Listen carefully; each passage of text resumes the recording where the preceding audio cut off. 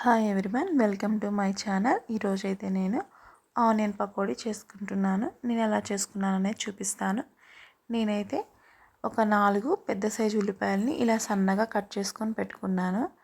ఇలా కట్ చేసుకొని బౌల్లో వేసుకున్న తర్వాత మనం ఇలా వాటిని ఒకసారి కలుపుకున్నాము అంటే ఉల్లిపాయలు అనేవి ఒక్కొక్కటిగా విడిపోతాయి. అంటే అవి సన్నగా కట్ చేసుకున్నాం కదా, ఇలా విడిలిపోతాయి ఒకదానికొకటి.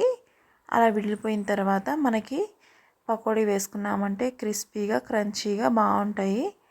చాలా టేస్ట్ కూడా బాగుంటుంది. ఒకసారి ట్రై చేయండి. ఇలా చేసుకున్న తర్వాత సన్నగా నేను అల్లం ముక్కల్ని ఇలా కట్ చేసుకున్నాను. మనం తినేటప్పుడు పంటి కింద ఆ ముక్కలు అనేది తగిలితే టేస్ట్ బాగుంటుందని ఇలా అల్లం ముక్కల్ని కట్ చేసుకున్నాను.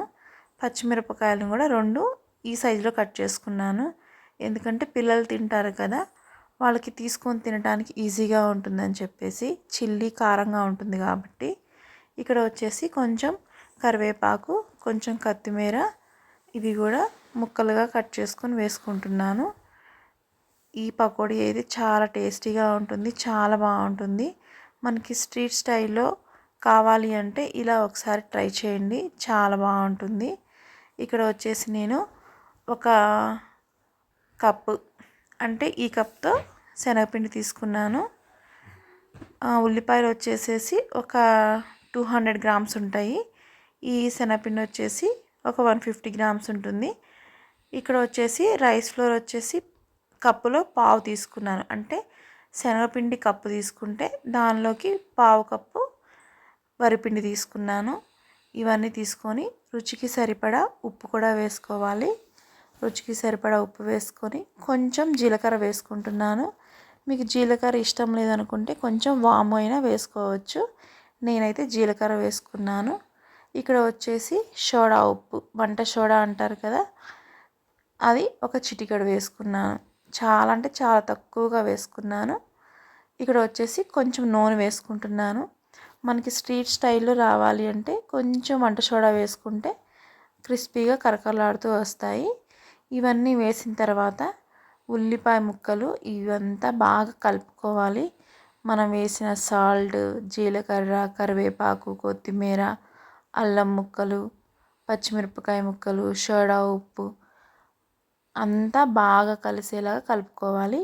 దీనిలోకి వాటర్ కూడా ఎక్కువగా పట్టవు. నాకు హాఫ్ గ్లాస్ కంటే కూడా సగమే, హాఫ్ గ్లాస్లో హాఫ్ పట్టాయి. కొంచెం కొంచెంగా వాటర్ పోసుకుంటూ ఇట్లా ఉండే విధంగా కలుపుకోవాలి.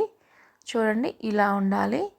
ఇలా ఉంటే క్రిస్పీగా వస్తాయి. మరీ పలచగా ఉన్నా కూడా ఆనియన్స్కి ఆ పిండి అనేది అంటదు, పిండి అంతా కిందకి వెళ్ళిపోతుంది. ఇలా కొంచెం గట్టిగా, మరీ గట్టిగా కాకుండా మరీ పలచగా కాకుండా కలుపుకోవాలి.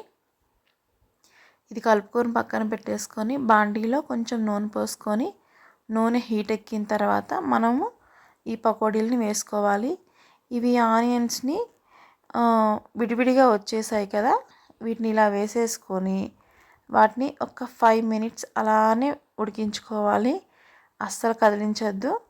అలా కదిలించకుండా ఉంటే పిండి అనేది చక్కగా ఆనియన్స్కి పట్టేసి ఉంటుంది. మనం కదిలించామంటే ఆ పిండి అంతా విడిపోతుంది, ఆనియన్స్ పిండి సపరేట్ అయిపోతాయి. ఇలా వేసుకున్న తర్వాత ఒక 5 మినిట్స్ అలానే ఉంచేయండి. చక్కగా ఫ్రై అయిపోతాయి. చాలా టేస్టీగా ఉంటుంది, చాలా బాగుంటుంది. మనం ఒకదాని మీద ఒకటి వేసాము అని అవి అతుక్కుంటాయి అని చెప్పేసి ఏం అవసరం లేదు. ఒక 5 మినిట్స్ అలా ఉంచేసి మనం గంటితో కలుపుకున్నాము అంటే చక్కగా విడివిడిగా వచ్చేస్తాయి. చాలా క్రిస్పీగా ఉన్నాయి, చాలా కరకరలాడుతూ బాగా వచ్చాయి. నేనైతే మా పిల్లలకి టొమాటో సాస్తో ఈ పకోడీ అనేది పెట్టాను. చాలా బాగున్నాయి అని చెప్పేసి తిన్నారు. అంత టేస్టీగా ఉంటాయి. బెంగళూరులో అయితే వర్షాలు పడుతున్నాయి. ఈ క్లైమేట్కి వేడి వేడిగా పకోడీ వేసుకొని తింటే టేస్ట్ అయితే చాలా బాగుంది.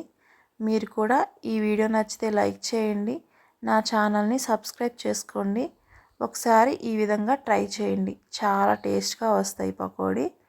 ఇలా మనం ఒకసారి కదిలించుకున్నామంటే వేటికవి సపరేట్గా వచ్చేస్తాయి. చాలా బాగున్నాయి పకోడీ.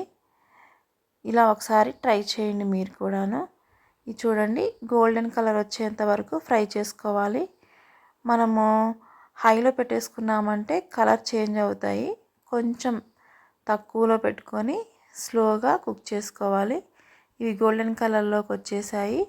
ఒక టిష్యూ పేపర్ వేసుకొని ప్లేట్లో వీటిని తీసుకున్నామంటే ఎక్స్ట్రా ఆయిల్ ఉంటే ఆ పేపర్ అనేది అబ్జర్వ్ చేస్తుంది. చాలా బాగుంటుంది. ఎప్పుడన్నా ఒకసారి ట్రై చేయండి. ఆయిల్ ఫుడ్ ఇష్టం లేని వాళ్ళు స్కిప్ చేసేసేయండి. ఈ ఆనియన్ పకోడీ అయితే చాలా బాగుంది, చాలా టేస్టీగా వచ్చింది. ఇవన్నీ తీసేసిన తర్వాత మిగతా పిండి కూడా వేసేసుకున్నాను. చాలా బాగా వచ్చాయి, చాలా టేస్ట్గా కూడా ఉన్నాయి. మా పిల్లలిద్దరు కూడా చాలా ఇష్టంగా తిన్నారు. చాలా అంటే చాలా బాగున్నాయి.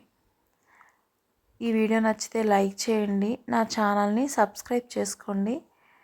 ఈ పకోడీని మనము సాంబార్లోకి తీసుకోవచ్చు, ఇలా డైరెక్ట్గాను తినచ్చు. చాలా బాగా అనిపించింది. కొంతమంది సాంబార్లోకి పప్పులోకి కూడా తింటారు. మనకి స్ట్రీట్ స్టైల్లో ఈ పకోడీ అనేది రెడీ అయిపోయింది. చాలా బాగా వచ్చింది. ఇట్లా మిగతా పిండి అంతా కూడా వేసుకున్నాను.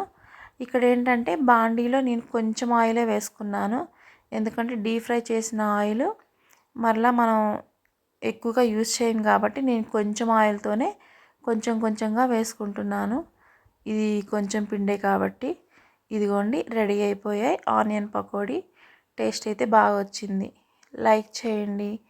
Thank you.